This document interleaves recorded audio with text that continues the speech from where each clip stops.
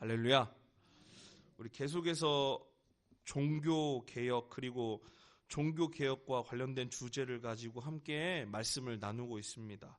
오늘 히브리서 이 13장의 말씀, 13장 4절 말씀을 읽었는데요. 이 말씀은 결혼에 대한 말씀입니다.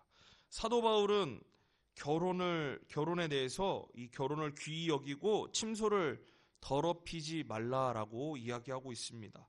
그리고 음행과 간음하는 자들은 하나님께서 심판하시리라 라고 말씀했습니다.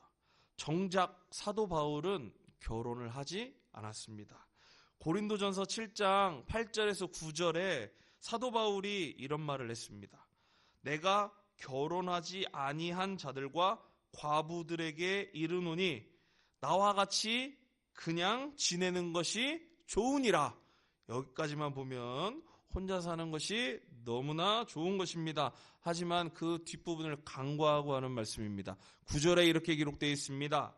만일 절제할 수 없거든 결혼하라. 정욕이 불같이 타는 것보다 결혼하는 것이 나으니라. 그래서 이 이후에 보면 17절까지 남편과 아내를 향한 가르침의 말씀을 사도 바울이 주고 있습니다. 종교개혁이 다양한 방면 그리고 다양한 영향력을 사회 가운데 끼쳤습니다. 종교개혁은 말씀 중심, 하나님 중심적인 사상으로 돌아가서 다시금 본질을 세우는 일이었습니다. 종교개혁자들은 성경에서 가정이란 무엇이고 어떻게 만들어 가야 하는지에 대해서도 우리들에게 후대에게 가르침을 남겨주고 있습니다. 그 가르침의 가장 중요한 핵심을 우리가 몇 가지를 좀 살펴봐야 됩니다. 그 가운데 먼저 중요한 종교개혁의 원리를 여러분들과 함께 살펴보고 싶습니다. PPT 한번 띄워주십시오. 여러분들 종교개혁 제일 첫 번째 수업 시간에 이 말씀 시간에 이 부분에 대해서 분명히 들어보셨을 겁니다. 처음 보는 것처럼 저를 바라보시면 제가 당황을 합니다.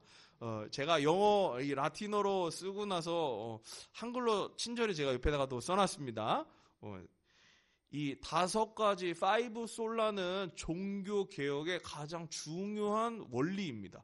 이 5가지의 중요한 원리를 통해서 결국 중세교회에서부터 개신교로의 회심 그리고 변화, 개혁이 일어난 중요한 중점이 되는 일입니다.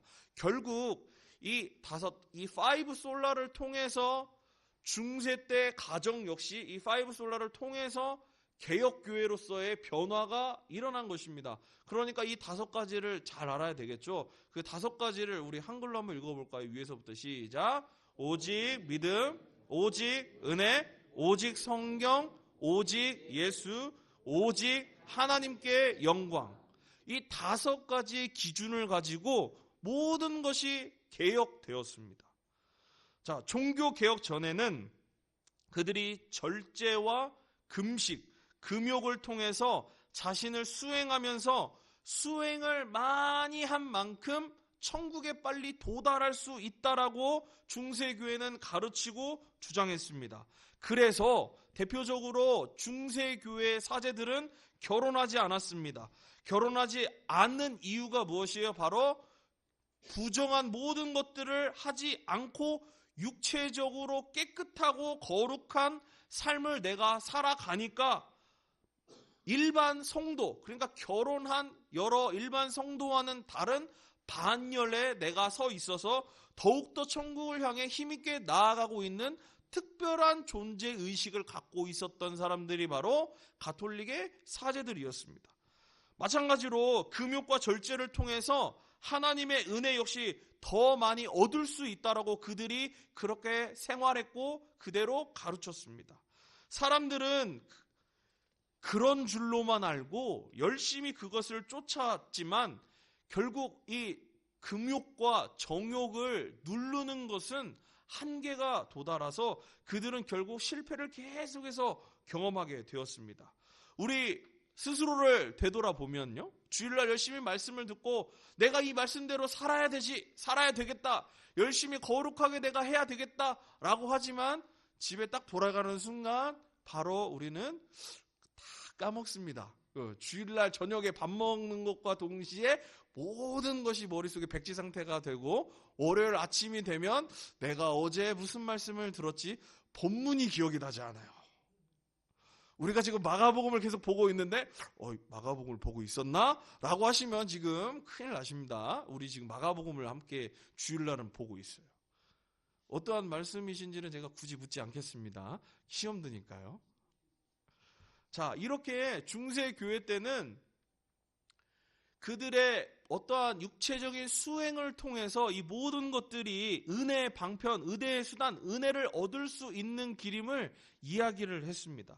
그래서 중세 교회 때는 우리 개혁교회에서는 은혜의 방편, 은혜의 수단을 세 가지로 보고 있습니다. 말씀과 그리고 성례와 기도, 이 세 가지를 은혜를 받을 수 있는 중요한 통로로 이야기를 하고 있는데, 가톨릭에서는 이 세 개 이외에도 더 많은 것들을 놓고 은혜를 받을 수 있는 통로를 더 많이 열어두고, 그것이 마치 사람이 하나님을 대신해서 은혜를 줄 수 있는 길로서, 왜요? 내가 일반 성도들보다 사제니까 내가 금욕하고 정욕하고 결혼하지 아니하고 거룩하게 있으니까 내가 너네들보다 더 은혜로우니까 내가 은혜를 줄 수 있다라고 이야기하는 것입니다.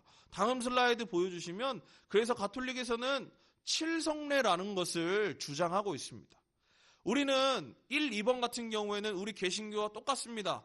성례, 성찬과 세례는 우리하고 똑같은 개념으로서 성례, 일반적인 은혜의 방편이라고 이야기하지만 3번에서부터 7번까지 보시는 이 내용들은 가톨릭에서는 여전히 이것 역시도 우리가 하나님의 은혜를 누릴 수 있는 귀한 길이다라고 주장하고 있습니다. 견진성사, 이것은 뭐냐면요, 세례를 덧붙여주는, 세례를 받았으면 내가 거듭났으니까 이미 하나님 앞에서 거룩한 자인데 거룩함이 끝이 아니라는 거예요. 거룩함을 계속해서 유지해 줄 수 있는 그 무언가가 필요하다는 거예요. 그러니까 견진성사가 필요합니다. 무엇이냐면 내가 이제는 그리스도의 군사로서의 맹약을 하는 거예요. 그게 바로 견진성사예요. 그 다음에 고해성사. 고해성사 여러분들이 잘 아시는 대로 영세 받은 자가 하나님의 대리인인 사제에게 지은 죄를 고백하고 사제로부터 죄 회개를 사함을 받는 성사가 바로 고해성사입니다. 혼인성사 이제 혼배성사라고도 하는데요, 결혼 예식을 일컫는 거죠. 이것도 하나님의 은혜를 받을 수 있는 은혜로운 예식이다라고 이야기를 하는 거죠.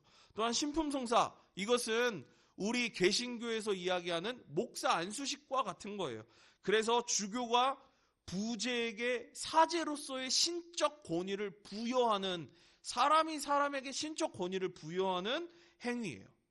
또 마지막으로 종부성사, 이 병자성사는 위급한 환자의 고통을 덜어주고 회개를 통해서 건강 회복을 기원하며 주님께 구원을 맡기면서 드리는 성사가 바로 종부성사입니다. 이 칠성례가 가톨릭에서는 반드시 구원에 이르기 위해선 필요한 성사다라고 가르치고 주장하고 계속해서 이어가고 있습니다.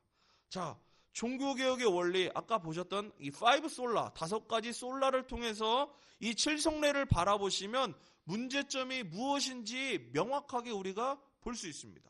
오직 믿음만이 중요합니다. 하나님을 향한 믿음, 오직 말씀, 오직 예수 그리스도, 오직 은혜, 오직 하나님께 영광을 돌려야 하는 거룩한 은혜 의식이어야 됨에도 불구하고 칠성례는 누구에게 초점이 맞춰져 있습니까? 바로 사람들에게 초점이 맞춰져 있는 거예요. 방향성이 전혀 다른 것입니다. 핵심은 이것입니다. 하나님과 사람 사이에, 그러니까 한 성도 사이에 하나님 또는 예수 그리스도, 성령님 외에 그 어떤 누구도, 그 어느 것도 하나님께 나아갈 길을 제시하거나 이끌어내거나 도달시킬 수 없다는 것입니다. 하지만 이 칠성례를 통해서 하나님께서는 직접적으로 사람에게 은혜를 주신다라고 가르치시고 복을 주신다라고 이야기를 하고 참된 믿음을 준다라고 이야기하는데, 마치도 이것은 하나님과 사람 사이에 사제가 그것을 대신 중개자 역할을 해서 갖다 주고 갖다 전달해 주고 라고 하는 의식을 그들이 행한다라고 믿고 있는 것입니다. 마치 이것은 제가 예를 하나 들어볼게요. 저와 제 아내 사이에 주고받는 말들이 여러 가지가 있습니다. 대화를 많이 하는데요. 제가 아이를 낳았잖아요. 여전히 알콩달콩합니다. 뭔가 아내가 아이를 낳고 힘들어하고 있어요. 그렇죠? 낳아보신 분들은 저도 몰랐는데 아내가 아이를 낳고 많이 힘들어하더라고요. 케어를 하는데. 그런데 아내가 조리원에 있다 보니까 남편 외에는 조리원에 들어갈 수가 없어요. 그러니까 제가 없으면 지금 이 시간에도 조리원에서 혼자 낑낑대면서 그 꼬물이 데리고 지금 뭐 씻기고 뭐 다 해야 되는 거예요. 제가 없으면은요. 근데 제가 있으면 제가 조금이라도 도움이 되겠죠. 그런데 아내가 전화를 저한테 딱 해가지고 여보 나 너무 힘들어. 남편이 필요해. 그러면 아 그래? 위로가 필요하구나. 내가 금방 갈게 기다려. 예배 끝나고 바로 갈게 라고 하고 제가 직접적으로 가면 되잖아요. 그런데 아내 전화를 딱 받고 그래? 남편이 필요해? 위로가 필요해? 알았어 좀만 기다려. 기다리라고 하니까 제 아내는 남편이 뭔가 해줄란가 보다 하고 기다리고 있겠죠. 그런데 제가 마치 장인 장모님에게 전화해서 아이고 장인어른 아내 성주가 남편이 필요하다고 하고 위로가 필요하다고 합니다. 장인어른 가셔가지고 남편 노릇 좀 해주시고 위로 좀 해주십시오. 제가 예배 중이어가지고 어렵겠네요. 딱 끊으면 아내가 뭐라고 생각할까요? 아내가 지금 필요한 게 누구예요? 남편이에요. 남편의 역할을 그 누구도 아버지인 장인어른도 장모님도 대신해 줄 수가 없는 거예요. 하나님과 우리 사이에 그 어떤 누구도 하나님의 역할을 대신해 줄 수 있는 사람이 아무도 없다라는 사실이에요. 이것이 핵심이에요. 그 누구도 간섭할 수 없다라는 것입니다. 사랑하는 성도 여러분, 우리 모두가 함께 신앙생활하고 있습니다. 2017년도 전도하고 선교하는 공동체로 나아가고 있습니다. 결국 우리 편에서는 함께입니다. 함께. 우리 강서중앙교회라는 큰 넓은 틀에서 함께 전도하고 선교하는 공동체로 나아가고 있습니다. 하지만 하나님 앞에서는 하나님 편에서는 우리 한 사람 한 사람이 전도하고 선교하고 있는지를 바라보고 계시는 거예요. 그러니까 우리가 우리 가족을 대신해서 누군가를 대신해서 내가 대신 전도해 주거나 선교해 주거나 믿어 주거나 하나님의 은혜를 받아 주거나 할 수 있는 게 절대 아니라는 사실이에요. 사랑하는 성도 여러분, 자기 자신을 거룩한 산 제물로 드리면서 하나님 앞에 나아갈 때 바로 그 사람을 통해서 하나님께서 기뻐하시고 그 사람에게 하나님께서 풍성한 은혜를 주심을 믿으시기를 축복합니다. 이제 이 원리를 알았으니까 이제 조금 더 우리가 세밀하게 살펴봐야 돼요. 중세의 신앙생활은 평범한 일상에서의 신앙이 아니라 교회나 수도원에 수녀원의 특별한 사람과 특별한 장소에 있는 그들만의 소유물이었습니다. 일반 성도가 성경을 소유하거나 읽는 것은 절대적으로 금지된 시대가 중세교회였습니다. 애초에 성도들이 말씀을 너무 많이 알면 오히려 사제에게 와서 따지고 이건 아니지 않냐라고 했기 때문에 오히려 사제들이 일반 성도들이 아는 쉬운 언어로 번역조차 하지 않았습니다. 그래서 라틴어 성경으로 있었을 때 사제들만 라틴어 성경을 볼 수 있었습니다. 중세교회 입장에서 이 가정은 하나님께서 주신 선물이라기보다는 죄를 최소화하는 부차적인 기관으로 간주되었습니다. 무슨 말이냐면 교회당과 성직자만 복받는 삶을 살아간다라고 이야기했습니다. 왜요? 그들은 결혼을 하지 않으니까, 성관계를 하지 않으니까, 그러니까 그들은 거룩하고 죄를 지을 일이 전혀 없는 거예요. 그러니까 그것을 해소할 수 있는 길이 가정에서 해소를 할 수 있으니까 그것은 정말로 아름다운 하나님의 신앙생활을 유지해가는 신앙 공동체로 바라본 것이 아니고 죄를 자기의 정욕과 육체적인 만족을 해소할 수 있는 그 공간이라고 중세교회는 가정을 폄하했습니다. 그래서 중세 때 출세할 수 있는 길이 무엇이었냐면 교회나 수도원, 수녀원과 관련된 일을 하는 사람만이 출세할 수 있었습니다. 그러니까 어떻게 해야 돼요?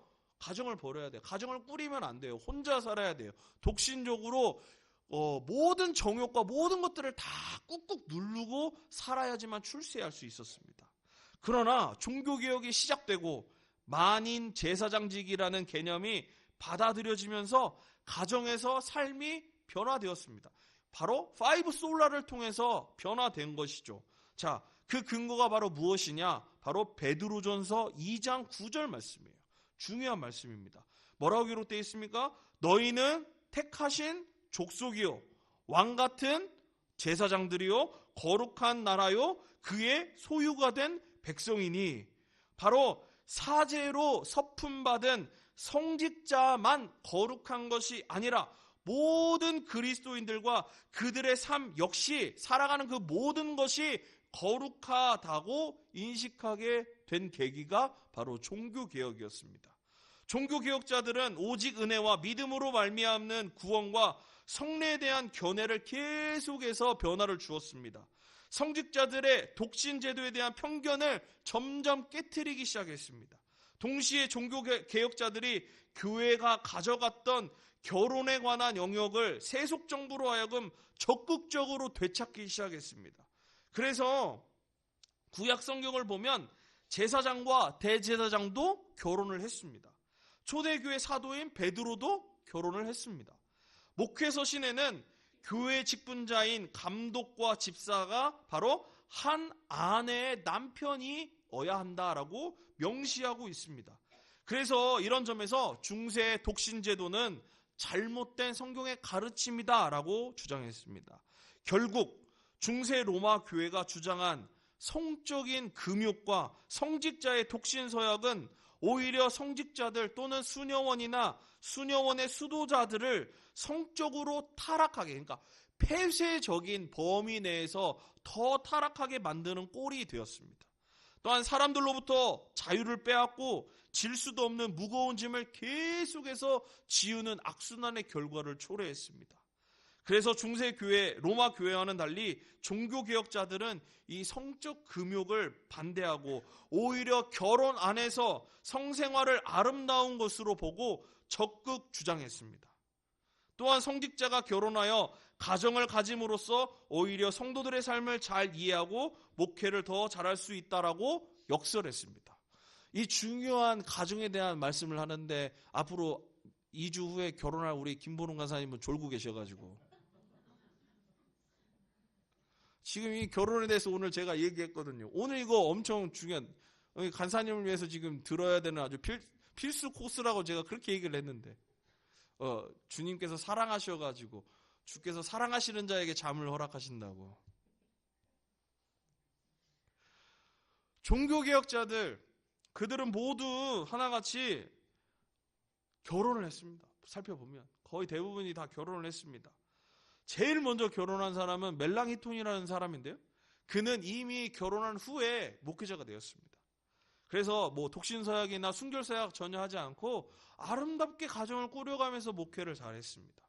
치빙글리 역시 교황청에서 사제로 급여를 받는 사람이었습니다. 그 뜻은 뭐예요? 나는 독신으로 살겠다, 거룩하게 살겠다, 서약하고 그대로 살아갔던 사람입니다. 하지만 그가 종교개혁을 통해서 이것이 잘못됐다라는 걸 깨닫고 모든 계약을 파기해버리고 그는 결혼했습니다.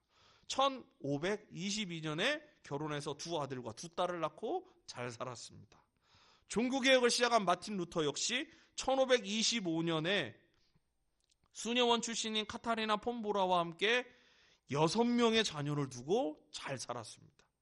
스코틀랜드의 종교개혁자인 존 낙스도 1553년에 결혼했습니다. 대표적인 종교개혁자 칼빈 역시도 정말로 결혼해서 정말 아주 가정적인 아내와 함께 여러 사람들을 돌보면서 잘 살았습니다. 칼빈의 결혼 생활은 루터의 결혼 생활과 조금은 다릅니다. 이 부분은 조금 살펴볼 필요가 있는데요. 루터는 결혼이라는 것을 지상왕국, 그러니까 국가, 사회적 유산이다라고 생각했습니다. 그러니까 결국 쉬운 말로 표현하면 믿음 안에서 가정을 꾸리지만 결국 이 믿음 안에서 꾸린 이 가정이 사회를 유지시킴으로 인해서 사회적으로 귀한 공동체가 되어 간다라고 주장했던 것이 루터의 결혼관이었습니다. 하지만 칼빈은 단순히 이것이 사회적으로만 중요한 것이 아니고 믿음의 유산을 계속해서 이어져서 사회 안에서 믿음의 가문들을 만들어내는 이것 역시도 중요하다. 두 가지 모두 다 중요하다라고 칼빈은 가르쳤습니다. 칼빈에 따르면 하나님과 이스라엘의 관계, 그리스도와 교회의 관계, 남편과 아내의 관계가 결혼으로 표현된다라고 이야기했습니다. 구약 성경의 선지자들은 결혼 관계를 이 비유에, 결혼의 비유에 표현했는데 이것은 하나님과 이스라엘 백성, 오늘날 우리 역시 마찬가지로 하나님과 우리 관계 역시 이 결혼의 관계 속에서 예를 들어서 살아가는 것이 마땅하다라고 표현했습니다. 칼빈은 남자와 여자가 비록 자신들의 의지와 동의 가운데에서 결혼한다라고 하더라도 그 결혼은 결국 누가 맺어주신 거예요? 하나님께서 맺어주신 것이기 때문에 결혼 관계에는 남자와 여자, 당사자뿐만이 아니라 하나님도 포함된다라고 주장했습니다. 그런 의미에서 결혼은 다른 어떤 계약보다 더 우월하고 굳건한 계약으로 보았습니다. 칼빈은 결혼과 가정생활을 교회의 중요한 사역으로 간주했습니다. 그래서 제네바 교회를 이룰 때 당회에서 여러 가지 회의를 했을 거 아닙니까? 당회에서 다룬 문제의 무려 절반 정도가 바로 결혼과 관련한 것들이었습니다. 이 당회에서 결의한 내용을 세 가지로 살펴보면요. 첫 번째로 결혼은, 잘 들으세요. 결혼은 남자와 여자가 성숙한 사랑을 할 수 있게 해준다라고 결의했습니다. 두 번째로 결혼을 통해 남자와 여자 모두 성적인 죄와 유혹으로부터 보호를 받는다라고 결의했습니다. 셋째로 결혼은 남자와 여자가 합법적인 출산을 통해 자녀를 양육할 수 있게 한다. 그러므로 사회와 교회 가운데 필요하다라고 주장했습니다. 칼빈은 결혼을 철저하게 공적인 것으로서 교회 공동체 안에서 진행돼야 된다라고 이야기했습니다.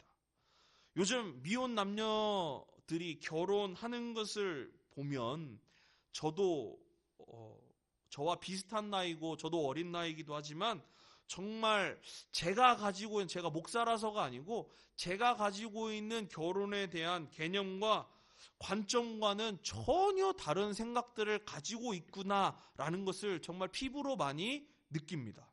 물론 저희 집안이 대대로 기독교 집안이라서 그런 문화 속에서 살아왔기 때문에 또 제 아내 역시도 장인 어른도 우리 교단의 담임 목사님이시고 또 할아버지 할머니 또 외할아버지 외할머니도 다 신앙생활 하셔가지고 이 두 믿음의 가문이 모였기 때문에 우리 가정은 기독교적인 사고와 가치의 만남이어서 전혀 충돌이나 어려움이 없었습니다.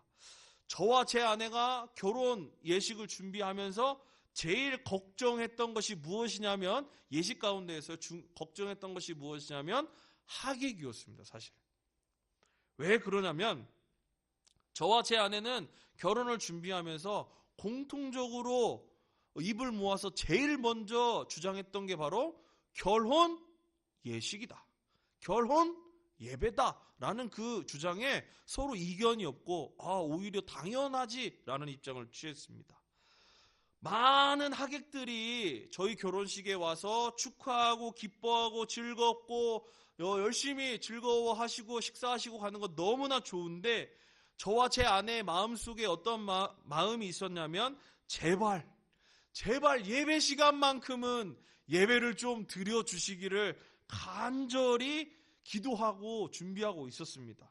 그래서 저의 결혼식에 오신 분들이 혹시나 기억이 나실런지 모르겠지만 제가 주례 목사님과 여러 가지 대화를 하면서 주례 목사님께서 저에게 혹시 부탁하고 싶거나 넣고 싶거나 하고 싶은 게 있느냐라고 해서 제가 제 아내하고 딱 한 가지, 다른 거는 목사님께서 다 하시는데 딱 한 가지만, 예식 시작하기 직전에 한 가지만 해주십시오 했더니, 예식 시작 전에 뭘 나보고 하라는 거지? 라는 표정으로 저에게 뭔데? 라고 물어보셨어요. 그래가지고 제가 이런 부탁을 드렸어요. 예식이 1시 시작되면 59분에 제발 예배 시간이니까 핸드폰 넣어주시고 잡담은 밖에 나가서 해주시고, 예배 시간이니까 예배를 경건하게 거룩하게 드려주시기를 부탁을 제발 해달라고 제가 부탁을 드렸어요. 그리고 나서 저의 결혼식에 12시 59분에 주례 목사님께서 제가 입장하기 전에 바로 그 말씀을 하셨어요. 그런데 이것은 단순히 행사나 이벤트가 아니라고 저와 제 아내는 생각했기 때문에 그랬어요. 그런데 예배가 딱 시작이 되니까 어떠했을까요? 제 아내하고 저가 예배 다 끝나고 나서 식사할 때 둘이 되게 마음이 좀 어려웠어요. 왜냐하면 뒤 돌아가지고 이럴 뻔했어요. 왜냐하면 평생에 한 번밖에 없는데 너무 많은 손님들이 와주신 건 감사한데 예배를 드리는데 너무 예배가 어수선한 거예요. 마음이 저는 되게 조금 불편했어요. 사랑하는 성도 여러분, 젊은이들은요, 이제 결혼식을 어디까지 생각하냐면요, 저처럼 생각하지 않아요. 오히려 반대로 나아가고 있어요. 주례가 필요 없다라고 합니다. 주례 없이 자기네들끼리 결혼하면 좋다라고 이야기합니다. 왜요? 아주 나이스하게 자기네들 하고 싶은 대로 다 하니까 주례자 필요 없다라고 합니다. 또 어떤 젊은이들은 독신 선언하고 독신회를 합니다. 그리고 나서 나 독신회 할 테니까 와가지고 축의금 내! 라고 독신회 청첩장 보냅니다. 그리고 어떤 사람은요, 홀로 결혼식 하는 것도 부족해서 결혼식을 남자랑 여자랑 하는데 청첩장은 다 돌려가지고 막상 가보니까 허름한 펜션에서 가든 파티 한다고 사람들은 다 모아놓고 기껏 내놓는 거라고는 과자 쪼가리, 과일 쪼가리 몇 조각 내놓고 축의금만 받으려고 하는, 결혼을 그들의 수단으로 생각하는 젊은이들이 너무나 많다는 사실입니다. 사랑하는 성도 여러분, 우리의 자녀들이 이런 결혼 문화에 젖어들고 있습니다. 저는 극보수적으로 가려고 하는데, 예배와 예전 예식으로 가려고 하는데, 이들은 결혼을 그들의 수단으로, 앞으로의 목적으로 놓고 발판으로 삼고 그들의 재산을 불리기 위한 것들로 삼아가고 있습니다. 사랑하는 성도 여러분, 이것은 칼빈이 주장하는, 또 종교개혁자들이 주장하는 결혼생활과 또 결혼과 가정에 대한 것과 전혀 다릅니다. 결혼 예식을 통해서 주례자를 세우는 것은 예식으로 결혼식을 목사님을 세우는 이유가 목사님의 설교가 좋기 때문이 아닙니다. 목사님께서 결혼식 진행을 잘 하니까 목사님 세우면 결혼식 잘 되니까 목사님을 세우는 것이 아닙니다. 목사님 세우면 결혼식이 좀 경건해 보이니까 목사님을 세우는 것도 아닙니다. 결혼 예식을 통해서 하나님 앞에서 거룩한 약속을 하는 겁니다. 누가요? 하나님과 신랑과 신부와 주례자가 하나님 앞에서 모두가 당사자이고 증인이고 보증인입니다. 그 가장은 남편이지만 목사님과의 좋은 관계를 통해서 가정생활의 귀한 영적 공급과 점검이 되어지고 결국 그 관계 안에서 하나님께서는 그 가정과 함께 역사하시는 것입니다. 그러니 그 가정에 자녀를 낳아도 내 자녀, 내 것이 되는 것이 아니라 바로 하나님께서 나에게 보내주신 귀한 은혜이고 선물이고 귀한 자녀들인 것입니다. 엄밀히 말해서 하나님의 자녀인 것이죠. 그런 자녀들을 양육하는 방법은 바로 다른 어떤 것이 아니라 말씀으로 양육하고 말씀 안에서 바르게 자라나도록 하는 것이 부모된 책임인 것입니다. 중고등부 청년부 사역을 많이 경험해 봤습니다, 저는. 그런데 제가 안타까운 것은요, 자녀들은 교회 나갈 생각이 전혀 없는데 부모님만 극성입니다. 그래서 어머니, 아이를 좀 놔두세요. 그러면 아니 무슨 교육자가 애를 붙잡아도 시원찮은데 애를 놔두라고 하니 교육자 맞냐라고 이야기합니다.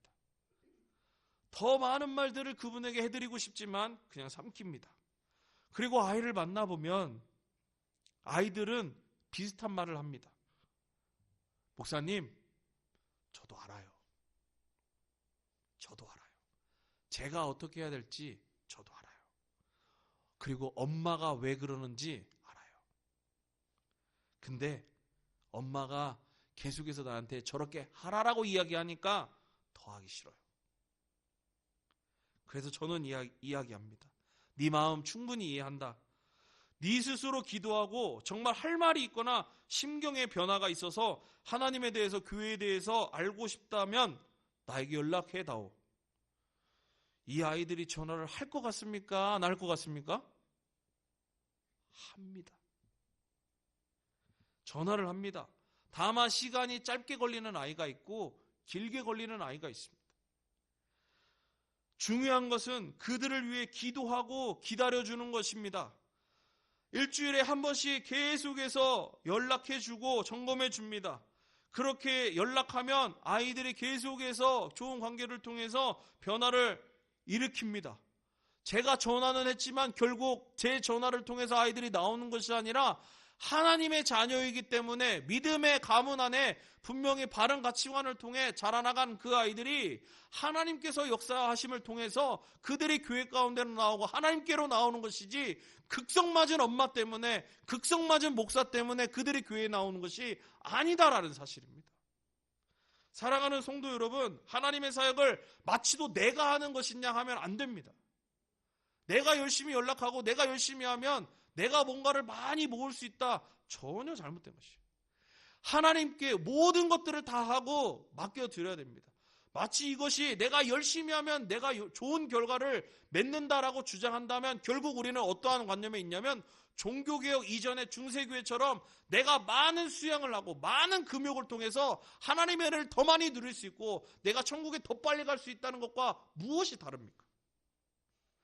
우리 화요일날 전도특공대 또 이야기 안 할 수가 없어요. 화요일날 전도특공대가 열심히 전도하면 그에 걸맞는 열매들이 더 많이 있어야 됩니다. 그런데 열매가 그렇게 많지는 않더라고요.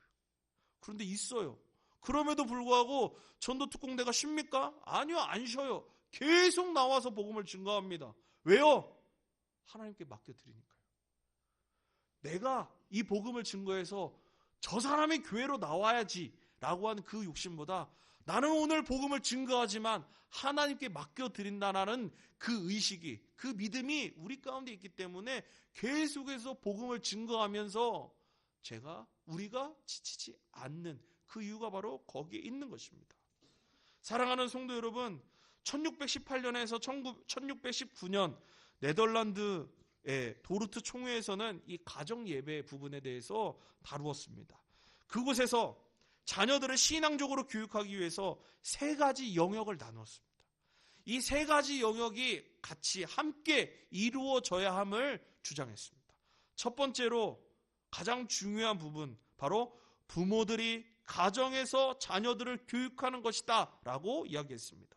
두 번째 영역은 바로 교사가 학교에서 아이들을 교육하는 것이다 라고 이야기했습니다. 마지막 세 번째로는 교회에서 목사가 아이들을 교육하는 것이다 라고 도르트 총회에서 이 세 가지 영역을 만들어 놓고 이 세 영역이 균형 있게 힘껏 이 아이를 위해서 함께 힘을 모아야 된다라고 이야기했습니다. 사랑하는 성도 여러분, 가정을 돌보기 위해서 단순히 부모의 역할만 중요한 것이 아닙니다. 가정과 학교, 교회 모두가 적절한 분배와 역할이 필요합니다. 그럴 때 우리의 다음 세대 자녀들을 올바르게 사회적으로 또 신앙적으로 성장시킬 수 있습니다. 그 가운데 하나님의 말씀과 방향성대로 온전히 신앙적의 가정이 이로서의 삶을 살아갈 수 있는 것입니다. 우리 강서중앙교회 주보트를 변경했습니다. 주보트를 변경했는데 작년과 올해 주보 안의 내용이 또 조금 달라졌습니다. 민감하신 분들은 캐치하실 거예요. 주보 안에 가장 많은 변화가 있었던 부분이 뭐냐면 바로 가정 예배란이 새로 생겼습니다. 그렇죠? 담임 목사님께서 왜 그것을 만들었을까? 바로 가정에서부터 예배 생활, 신앙의 문화와 대화들이 오고 가야 함을 중점적으로 두고 그것을 성도들에게 가르쳐주고 싶었고, 그것이 실제적으로 우리 강서중앙교회 성도들의 가정에서 일어나기를 바라는 마음에서 그 가정 예배란이 신설되었던 것입니다. 이것은 단순히 교육자들이 보기 좋게 하기 위해서, 또는 성도들에게 가정에서까지 귀찮게 하기 위해서 만들어낸 것이 아니라 바로 이 가정과 학교와 교회 각각 맡은 역할과 책임이 있기 때문에 이것을 적극 장려하고 도와주기 위한 변화인 것입니다. 우리는 하나님과 우리의 가정 앞에서 맡은 역할과 책임을 충실히 잘 감당해야 됩니다. 그래서 우리의 가정이 한 번의 예배로 놀라운 변화가 일어날까 하는 생각이 있을지 모릅니다. 하지만 그 한 번의 예배 시작이 놀라운 변화의 첫걸음임을 믿으시기를 축복합니다. 그래서 우리의 가정이 오늘보다는 내일이, 이번 주보다는 다음 주가 더 하나님과 친밀해지고 하나님과 가까워지고 하나님과 거룩한 삶이 더욱더 깊어져서 하나님과 동행하는 복된 삶이 우리 교회 여러 성도님들의 가정 가운데 온전히 드러나기를 주님의 이름으로 축복합니다.